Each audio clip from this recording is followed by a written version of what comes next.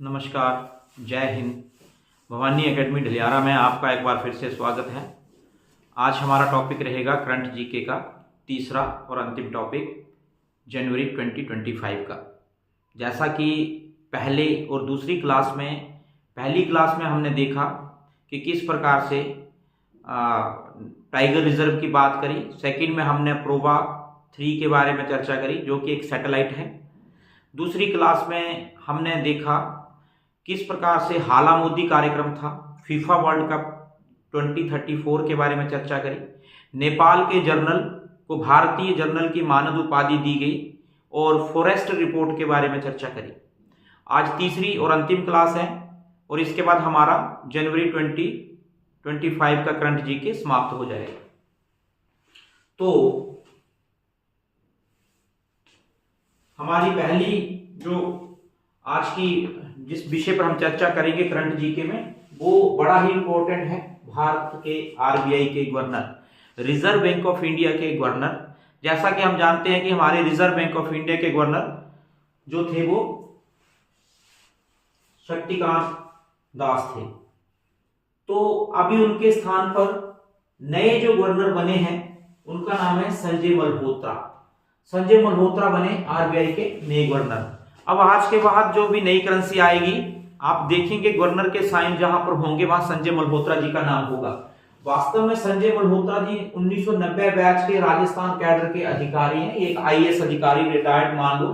संजय मल्होत्रा ने शक्तिकांत दास का स्थान लिया है। यानी अभी जो हमारे शक्तिकांत दास थे, आरबीआई का जो गवर्नर होता है ना, 3+3 यानी 3 साल का कार्यकाल प्लस 3 साल का कार्यकाल, ये 6 साल के बाद रिटायर हो रहे हैं।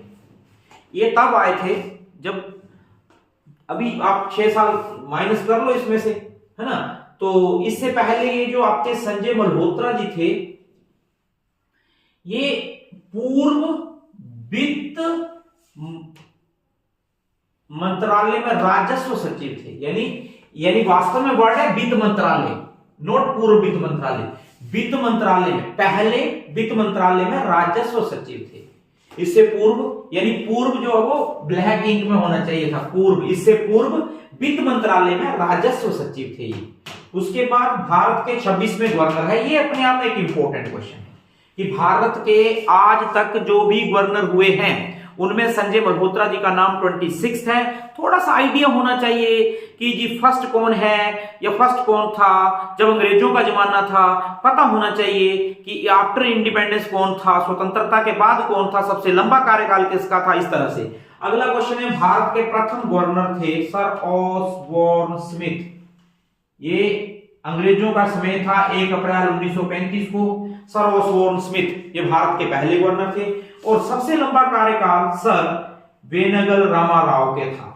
और आजादी के बाद प्रथम गवर्नर सीडी देशमुख थे। अब यदि हम लोग थोड़ा सा, अगर हम लोग थोड़ी सी चर्चा करें कि इंपॉर्टेंट क्या है, पहले संजय मल्होत्रा। वैसे इंपॉर्टेंस की खास बात यह है कि जो भी रेड इंक में लिखा गया है आरबीआई है, नए गवर्नर बने हैं संजय मल्होत्रा। संजय मल्होत्रा 1990 बैच के राजस्थान कैडर के अधिकारी रहे हैं, ठीक है। इन्होंने शक्तिकांत दास का स्थान लिया है, राजस्व सचिव थे इससे पहले। वेरी वेरी इंपॉर्टेंट, ये 26th गवर्नर बने हैं। ऑसबोर्न स्मिथ 1935 में पहले बने थे। आरबीआई की स्थापना जैसा कि हम लोग जानते हैं एक्ट 1934 के तहत 1935 में हुई थी। तो 35 में पहले गवर्नर की जरूरत महसूस हुई थी और पहले गवर्नर बने थे Osborne Smith. Sir Benegal Rama Rau जो थे, इनका सबसे लंबा कार्यकाल था, यहां लिखा हुआ है। और आजादी के बाद प्रथम गवर्नर सीडी देशमुख थे। तो यहां पर करंट का क्वेश्चन क्या बनता है, संजय मल्होत्रा बने आरबीआई के नए गवर्नर। वर्तमान में ये 26वें गवर्नर हैं। इन्होंने शक्तिकांत दास का स्थान लिया है। पहले गवर्नर 1935 में सर ऑसबोर्न स्मिथ थे और आजादी के बाद पहले जो थे वो सीडी देशमुख थे। अगला क्वेश्चन नेक्स्ट हम चर्चा करेंगे। ये भी बहुत इंपॉर्टेंट क्वेश्चन है, राष्ट्रीय मानवाधिकार आयोग। देखो थोड़ा सा एक्सप्लेन करता हूं मैं। मनुष्य के पास 2 प्रकार के अधिकार होते हैं। मेरे और तुम्हारे पास 2 प्रकार के अधिकार है। पहला अधिकार है फंडामेंटल राइट, मौलिक अधिकार, जिनका वर्णन भारतीय संविधान के आर्टिकल 12 से लेकर 35 में किया गया है। वर्तमान में इनकी संख्या 6 है। फिर चाहे वो समानता का है, चाहे वो स्वतंत्रता का है, चाहे वो शोषण के विरुद्ध अधिकार है, चाहे वो धार्मिक आजादी स्वतंत्रता या संस्कृति से संबंधित अधिकार है, या फिर संविधान की आत्मा बी.आर. अम्बेडकर ने आर्टिकल 32 को कहा था संवैधानिक उपचारों का अधिकार। ये जो 6 हमारे अधिकार हैं, इनको हम बोल सकते हैं कि ये हमारे मौलिक अधिकार हैं। ठीक है जी, मौलिक अधिकार ये हमने यूएसए के संविधान से लिए हैं। लेकिन एक हमारे मानव अधिकार भी होते हैं, मानवाधिकार। मानवाधिकार की बात करें तो इनकी संख्या 10 है। मौलिक अधिकार की बात करें तो इनकी संख्या 6 है। मौलिक अधिकार अपने अपने देश के अलग होते हैं, मेरे अलग होंगे, चीन के अलग होंगे, पाकिस्तान के अलग होंगे, हर किसी के अपने अपने होते हैं। लेकिन जो मानव अधिकार है वो पूरे विश्व के सेम टू सेम है। 10 दिसंबर 1948 को इनको डिक्लेयर किया गया था। ये थे हमारे मानव अधिकार। जिंदा रहने का अधिकार है, दूसरे का सम्मान करने का अधिकार, ऐसे 10 अधिकारों की चर्चा करी थी। तो भारत में भी देखो यहां पे क्वेश्चन आता है कि भारत में भी 1993 में, भारत में भी 1993 में, ठीक है, एक राष्ट्रपति द्वारा एक जारी अध्यादेश के तहत उस समय, ठीक है, मानवाधिकार संरक्षण अधिनियम आ गया। तो वो बात अलग है, उस समय जब इसकी शुरुआत हुई थी 1993 में, तो हमने भी मानवाधिकार का गठन किया था। और हमारा वेरी वेरी इंपॉर्टेंट क्या है, राष्ट्रीय मानवाधिकार आयोग के अध्यक्ष बने वी रामा सुब्रमण्यम। ये है एक क्वेश्चन इंपॉर्टेंट कि आज की तारीख में भारतीय मानवाधिकार के अध्यक्ष कौन है, वी रामा सुब्रमण्यम। अब देखा जाए तो यही क्वेश्चन इंपॉर्टेंट है, आप आगे ना भी जाएं पर चलो देख लेते हैं किसका स्थान लिया। यानी इससे पहले कौन थे, इससे पहले थे अरुण कुमार मिश्र का इन्होंने स्थान लिया।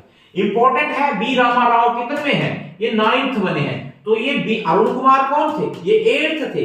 तो 9वें अध्यक्ष बने रामा सुब्रमण्यम। ये देखो वेरी वेरी इंपॉर्टेंट क्वेश्चन, खास कर ये हमारे लिए बड़ा इंपॉर्टेंट बन जाता है। क्यों बन जाता है, क्योंकि हिमाचल हाई कोर्ट में मुख्य न्यायाधीश रह चुके हैं बी रामा राव। अभी एक बात और यहां ध्यान से सुनेंगे, जो भी मानवाधिकार आयोग का अध्यक्ष बनेगा वो रिटायर्ड जज ही होता है। इसलिए हालांकि सुप्रीम कोर्ट का जज, पर ये कभी हिमाचल हाई कोर्ट में मुख्य न्यायाधीश भी रह चुके हैं। मैं इससे ज्यादा डिटेल में नहीं जा रहा हूं। राष्ट्रीय मानवाधिकार आयोग के पहले अध्यक्ष रंगनाथ मिश्र थे, ठीक है, और इसका गठन 1993 में हुआ था। एक बार फिर से अगर हम इसको देखें तो दोबारा से इसके ऊपर चर्चा कर लेते हैं। पहला क्वेश्चन जो हमने बोला, रामा सुब्रमण्यम, ठीक है जी, ये क्वेश्चन। नंबर 2, ये इन्होंने अरुण कुमार मिश्र का स्थान लिया। तीसरा क्वेश्चन देखो जी, ये 9th बने हैं, ये 8th थे। तो पहले का भी देख लेते हैं, रंगनाथ मिश्र, ये पहले थे, ठीक है ना जी, ये फर्स्ट थे। मानव अधिकार हमारे 10 हैं। और ये जो आपके बी रामा सुब्रमण्यम है, ये एचपी हाई कोर्ट के जज रह चुके हैं। Important question.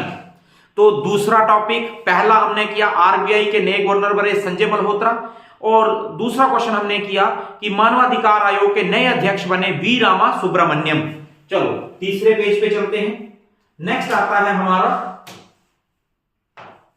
ये क्वेश्चन ऐसा है जो हम कर तो रहे हैं, लेकिन इसको हाल ही में क्या हुआ, दक्षिणी कोरिया के जो राष्ट्रपति थे उनका नाम था यून सुक एयोल।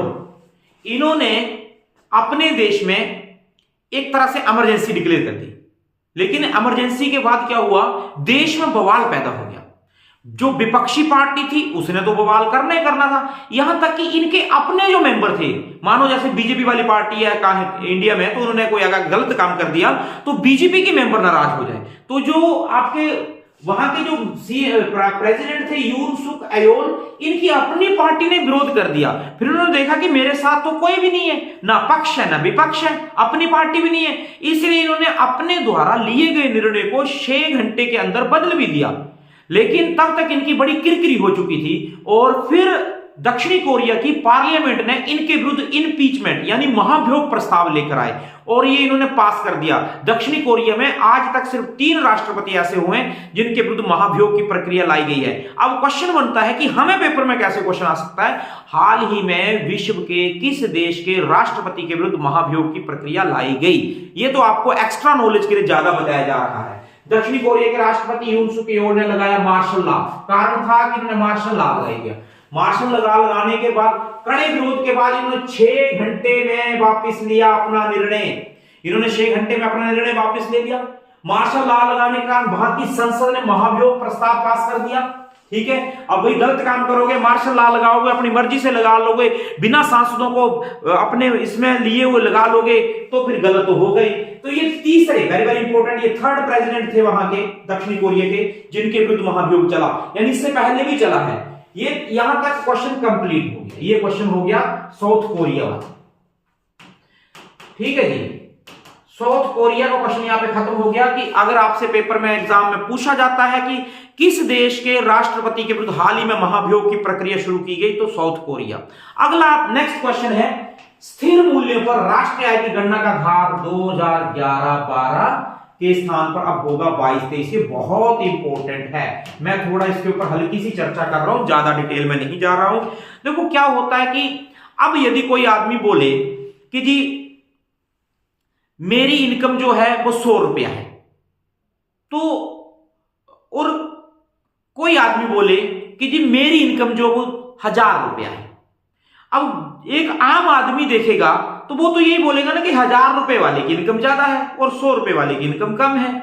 लेकिन सच्चाई ये है कि अगर कोई आदमी 100 रुपए में एक कॉपी खरीद लेता है और दूसरी तरफ जो 1000 रुपए वाला है वो 100 रुपए में आधी कॉपी खरीदता है। अब आप ही मुझे बताओ क्या ये पॉसिबल है? हाँ है, हो सकता है। हो सकता है ये बात 1947 की हो सकता है ये 2025 की हो। समय में बदलाव होने पर क्या होता है कि कई बार हम देखते हैं कि हमारे दादाजी 100 रुपए में जमीन खरीद लेते थे और हम 100 रुपए में पेन खरीदते हैं और हम वही जमीन 1 लाख रुपए में खरीदते हैं। तो आज की तारीख में 100 रुपए और 1 लाख रुपए बराबर हो गया। तो यहां पर हम इनको बराबर कैसे कर रहे हैं? किसी एक पर्टिकुलर टाइम में किसी कीमत को फिक्स माना जाता है। तो आज अगर हम ये कहें कि जी देखो 2000 में हमारे पिताजी की सैलरी हमारी इनकम इतनी होती थी जी, 2025 में ज्यादा हो गई है। लेकिन भाई ये भी तो देखो कि 2001 और 2025 में तुलना में फर्क कितना पड़ गया। कहीं ऐसा तो नहीं है कि देखने में ज्यादा लग रहा है और वस्तुएं कम खरीदी जा रही हैं, तो 2001 वाली इनकम ज्यादा हुई ना 2025 की तुलना में। इसलिए हम क्या करते हैं कि किसी एक कीमत को बेस मान लेते हैं, आधार मान लेते हैं, फिर उसी हिसाब से तुलना करते हैं। फिर जब बेस के आधार पर तुलना करेंगे तो सही गणना होती है। समय अनुसार हमने स्थिर कीमतें अलग अलग वर्षों में मानते हैं। आज अगर हम तुलना कर रहे हैं, आज की तारीख में अगर हम राष्ट्रीय आय की गणना करते हैं तो हमारा जो कीमतों का आधार वर्ष 2011-12 है। अगर एग्जामिनर आपसे पूछता है कि आज की तारीख में जो हमारा स्थिर मूल्य था, फिक्स कीमतें थी, वो कौन सा वर्ष, आधार वर्ष, इसको बोलते हैं आधार वर्ष। आधार वर्ष किसको माना गया? 2011-12 को। ये अब हम बदल रहे हैं और अब हम ला रहे हैं 2022-23 को। अब क्वेश्चन आता है कि आज की तारीख में जनवरी 2025 में भारतीय आय की जनगणना करने के लिए आधार वर्ष किसे माना गया है? उत्तर रहेगा 22-23। परंतु ध्यान रहे 22-23 हमने डिक्लेयर जरूर कर दिया है, लेकिन इसकी जो गणना होगी वो फरवरी 2026 के बाद से होगी। इससे पहले 2011-12 वाला ही चलेगा। ठीक है, और ये बता रहे हैं ना कि आज अब आने वाले टाइम में 2022-23 को आधार माना जाएगा। इससे पिछला क्या था? 2011-12। उससे पिछला क्या था? 2004-5। तो इससे पीछे तो जाने की जरूरत ही नहीं है। मतलब अब आप ये दिमाग में रखें कि करंट जीके के हिसाब से क्वेश्चन क्या बनता है, आज की तारीख में भारतीय आय की गणना करने का आधार वर्ष क्या होगा? 2022-23 आधार वर्ष होगा। चलो ये भी हो गया, आगे चलें। चलो जी फिर आगे चलते हैं। अगर आपका ब्याज सम्मान, अब कुछ पुरस्कारों की चर्चा कर लेते हैं। ब्याज सम्मान जो भी है सामने आ जाएगा। ब्याज सम्मान 1991 से शुरू हुआ था, 1991 से शुरू हुआ। 2024 में यही तो देखना है कि हाल ही में किसे दिए, इस बार 34वां 34 व्यास समान सूर्यबाला को मिला। ये इंपॉर्टेंट है। तो क्या देखा हमने कि पहली तो बात 1991 से शुरू हुआ, 1991 से स्टार्ट हुआ। नंबर 2 ये 34वां है। नंबर 3 ये सूर्यबाला को मिला। शब्द तो 3 ही बने ना अभी तक। चौथा उनको क्यों मिला, उन्होंने लिखा था कौन देश को वासी बेड़ू की डायरी किताब लिखी थी उन्होंने, उसके लिए इसको मिला है। ठीक है, ये भी इंपॉर्टेंट है, कौन देश को वासी बेड़ू की डायरी। अच्छा अब चलो कर रहे हैं तो थोड़ा पिछला भी देख लेते हैं कि भाई पिछले साल किसको मिला था। 33वां व्यास सम्मान 2023 में पुष्पा भारती को मिला था। तो 34वां किसे मिला, 34वां सूर्यबाला को मिला, 34वां सूर्यबाला ऐसे पता होना चाहिए। और 33वां किसे मिला, 33वां मिला पुष्पा भारती। ठीक है जी, अब और देख लेते हैं इनको किसने मिला, यादें, यादें और यादों के लिए मिला था। चलो यहां तक व्यास समान समाप्त हो गया, व्यास समान समाप्त। अगला आता है 19 वर्षीय 19 इयर्स की भारतीय मूल की कैटलीना सेंड्रा नील को मिला मिस इंडिया अमेरिका। ये उन लोगों को मिलता है जो लोग इंडियन मूल के हैं, अमेरिका में रहते हैं, वो पार्टिसिपेट कर लेते हैं, उन्हीं को मिल जाता है। इंडियन मूल होना चाहिए, पर ये इंडिया में नहीं मिलता, अमेरिका में मिलता है। तो मिला है मिस इंडिया अमेरिका। किसे मिला है, कैटलीना। चलो आगे चलते हैं, अगला पेज आ गया। आगे आता है राष्ट्रीय अंतरराष्ट्रीय दिवस, खासकर दिसंबर के राष्ट्रीय अंतरराष्ट्रीय दिवस। इंपॉर्टेंट क्वेश्चन है, एग्जाम में आ सकता है। पहला, दिसंबर 1 को मनाया गया विश्व एड्स डे।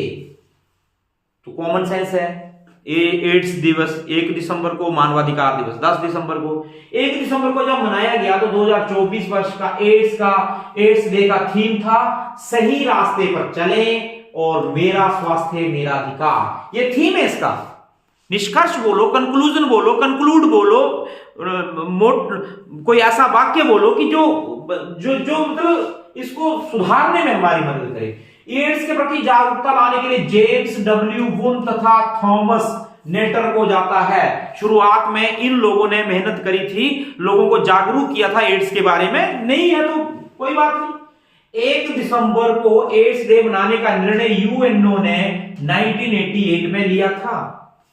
ठीक है, अब यहां पर आपका एड्स डे खत्म हो गया तो हमने क्या पढ़ा, हमने पढ़ा कि एड्स डे 1 दिसंबर को मनाया जाता है। इसका जो थीम था वो था सही रास्ते पर चले, सही रास्ते पर चले और फिर मेरा स्वास्थ्य मेरा अधिकार, मेरा स्वास्थ्य मेरा अधिकार। और फिर खास बात यह है कि ये एक यूएनओ का प्रोजेक्ट है और इसको वर्ष 1988 से शुरू किया गया था। आगे चलते हैं, अगला आता है नेक्स्ट आता है 3 दिसंबर। 3 दिसंबर को अंतरराष्ट्रीय दिव्यांग दिवस मनाया गया। हैंडीकैप लोगों से रिलेटेड है, उनको मान सम्मान देने से रिलेटेड है। ये 1992 से मनाया जा रहा है। ये सारे इंपॉर्टेंट है। अगर एड्स डे इंपॉर्टेंट है 1988, अगर दिव्यांग दिवस इंपॉर्टेंट है 1992। चौथे नंबर पर आता है विश्व चीता दिवस 4 दिसंबर और 4 दिसंबर को ही नौसेना दिवस। 1971 पाक युद्ध के बाद, आपको याद होगा वो गाजी अटैक वगैरह आपने सुना था, पाक युद्ध, उसके बाद नौसेना ने इतना अच्छा काम किया था, उनके मान सम्मान में हम 4 दिसंबर को मनाते हैं। नेक्स्ट चलते हैं आगे आ गया भाई हमारा नेक्स्ट आ गया। अच्छा जी, अगला आ गया 5 दिसंबर। 5 दिसंबर को वर्ल्ड मृदा दिवस, मिट्टी से रिलेटेड है। इस दिवस को खाद्य एवं कृषि संगठन सेलिब्रेट करता है FAO की पहल पर 2013 से। अब हमने देखो एड्स डे की बात करें तो वो 1988 से, अगर हम दूसरा दिव्यांग वालों की बात करें तो वो 1992 से, और मृदा वाले की बात करें तो 2000 आपने देखा 13 से। ये भी बड़े इंपॉर्टेंट होते हैं 2013 से। 6 दिसंबर को होमगार्ड स्वास्थ्य स्थापना दिवस 1946 से। चौथा आ गया 1946। सशस्त्र बलों का झंडा दिवस 7 दिसंबर। ये जो पैरामिलिट्री फोर्सेस होते हैं ये 1949 से, यानी झंडा दिवस आर्मी का अपना है, पैरामिलिट्री फोर्स का अपना है। उसके बाद 10 दिसंबर को अंतर्राष्ट्रीय मानवाधिकार दिवस, और ये भी 1948 से 1948 से। हर दिवस के लिए कुछ ना कुछ लिखा। 16 दिसंबर विजय दिवस के रूप में मनाए जाते हैं, और ये जो है वो 2024 में त्रियुंजमा मनाया गया इस बार, है ना। तो ये कौन सा विजय दिवस है? ये भारत ने पाक पर जीत हासिल करी थी 16 दिसंबर 1971 को, 71, बांग्लादेश। अभी देखो ना, हमने पहले पढ़ा एड्स डे 1988, 3 तारीख को दिव्यांग 1992, 10 दिसंबर को वो 6 दिसंबर को आप लोगों का आ गया होमगार्ड वाला 1946, 7 दिसंबर को आ गया सशस्त्र सीमा बल 1949, 10 को आ गया मानवाधिकार 1948, है ना। ये देखो सब तो आ रहे हैं, आसान है। और 16 दिसंबर को आ गया 2024 में त्रियुंजमा, ये 1971 में मनाया था। आगे चलते हैं, चलो जी आगे चलते हैं। अब आ गया आपका नेक्स्ट जो है, हाँ जी, 19 दिसंबर को गोवा मुक्ति दिवस, ठीक है। पुर्तगालियों से गोवा को आजाद करवाया था 19 दिसंबर को। 22 दिसंबर को राष्ट्रीय गणित दिवस, बहुत इंपॉर्टेंट, श्री निवासन रामानुजन की याद में जयंती में मनाया जाता है, 2012 से शुरू। Very very important mathematics day जिसको आप बोलते हैं। 23 दिसंबर को किसान दिवस, ये बहुत इंपॉर्टेंट है, इनको जरूर दिमाग में रखना। हिमाचल प्रदेश पुलिस के पेपर को ध्यान में रखा जाए तो ये नेशनल इंटरनेशनल डे जरूर आएंगे, दिसंबर के कंप्लीट हो जाएंगे। किसान दिवस 2001 से शुरू, चौधरी चरण सिंह की जयंती से मनाया जाता है, और इसे शुरू करने का श्रेय जाता है अटल बिहारी वाजपेयी को, उसकी सरकार थी अटल बिहारी वाजपेयी। उसके बाद आता है 24 दिसंबर को राष्ट्रीय उपभोक्ता दिवस। ये ग्राहकों को, ये जितने भी आपके कंज्यूमर बोलो, कस्टमर बोलो, ग्राहक बोलो, ये जो जिनके साथ गलत होता, हम टीवी लेकर आते हैं घर में, टीवी खराब निकल आता है ना, तो इसके लिए उपभोक्ता दिवस 24 दिसंबर 1986 से शुरू, और इसीलिए हम 24 दिसंबर को उपभोक्ता दिवस मनाते हैं। 25 दिसंबर को आ गया आप लोगों का सुशासन दिवस, good governance day. Atal Bihari Vajpayee की जयंती को इसको मनाया जाने लगा 2014 से शुरू।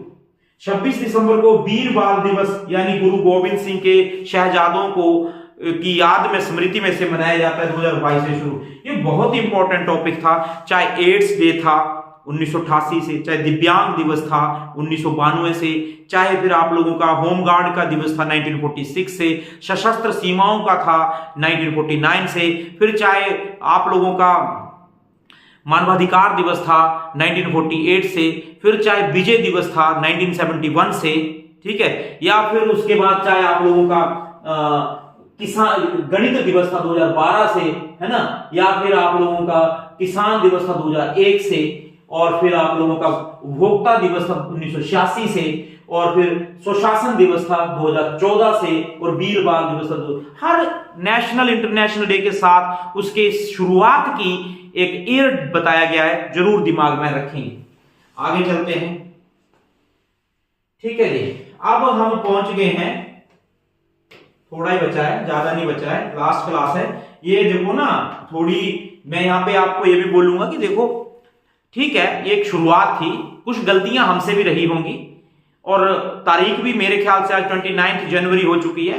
नेक्स्ट मंथ का हम बड़ी शीघ्रता के साथ आपको पेश करेंगे, छोटी छोटी क्लास बनाएंगे, छोटे छोटे क्लिप टाइप बनाएंगे, 5-5, 7-7 मिनट के, उसमें समझाएंगे। अभी तो मैं सिर्फ कंटेंट आपको लिखा रहा हूं। अभी पुस्तकों की बात कर लेते हैं, जो भी बुक्स इस महीने आई हैं। In pursuit of democracy beyond party lines, Najma Heptulla, बड़ा नाम है, ये भारत सरकार में माइनॉरिटीज के मिनिस्टर भी रह चुकी हैं। All this love, Ashish Bagrecha. Her story, Nikita Thakur. Wind and truth, Brandon Sanderson. मैं जब तक आई बाहर, ये बुक का नाम है मैं जब तक आई बाहर, ये लिखी है गगन गिल ने। वेरी वेरी इंपॉर्टेंट, इस सिंगल क्वेश्चन के लिए ये पूरा पेज तैयार करने पड़ा। 2024 का हिंदी साहित्य अकादमी पुरस्कार मिला, हिंदी साहित्य अकादमी पुरस्कार मिला इसको। किसको? जब तक मैं आई बाहर।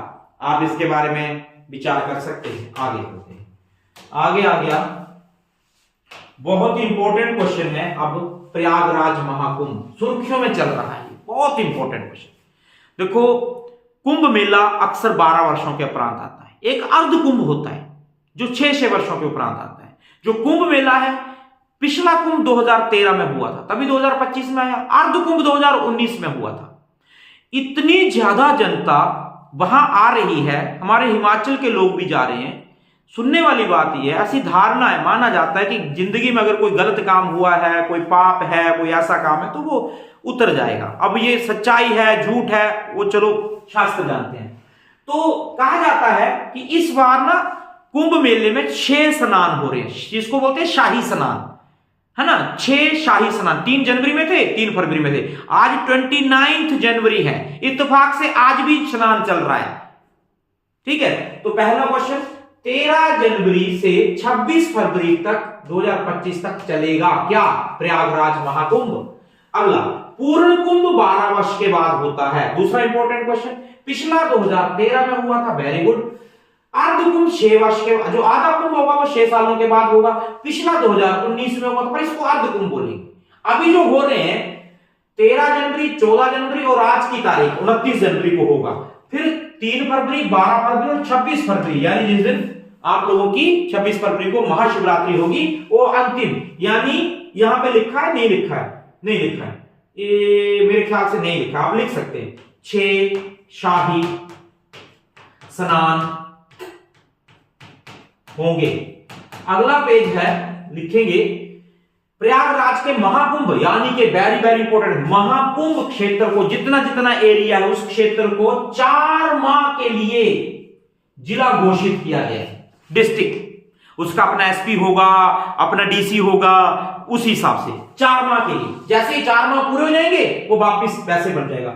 इस महाकुंभ नगर, इसको देखो ना, प्रयागराज महाकुंभ, इसको नाम क्या दिया? इसे महाकुंभ नगर नाम दिए। इस डिस्ट्रिक्ट का क्या नाम होगा? महाकुंभ नगर डिस्ट्रिक्ट। और ये इसमें 4 तहसीलें होंगी, 67 गांव होंगे, और जो कि 1 दिसंबर 2024 से 1 मार्च 2025 तक रहेगा। तो प्रयागराज महाकुंभ भी देख लिया, 13 जनवरी से शुरू हो रहा है, 26 फरवरी तक जा रहा है। कुल 6 शाही स्नान होंगे इसमें, 4 तहसीलें और 67 गांवों को मिलाकर इसे प्रयागराज महाकुंभ नगर नाम दिया गया, जो कि डिस्ट्रिक्ट रहेगा 4 महीने के लिए। चलो, ये भी हो गया। आगे चले, लंबा टॉपिक हो गया आज, है लंबा टॉपिक हो गया आज। चलो, अब आता है खेल कूद, जो भी इस महीने हुआ है। पहला, पुरुषों की junior Asia hockey cup Bharat जीता। पुरुषों की जूनियर एशिया हॉकी कप, जो सीनियर वो भी भारत जीता है, जो जूनियर वो भी भारत जीता है। ध्यान से, ये 10वां संस्करण था, ये 10th था, इसका मतलब 9 पहले हो चुके हैं। ये ओमान में हुआ, junior Asia hockey cup. Pakistan को हराकर, बड़े गर्व की बात है, किसको हराया? पाकिस्तान को हराकर भारत 5वीं बार विजेता बना।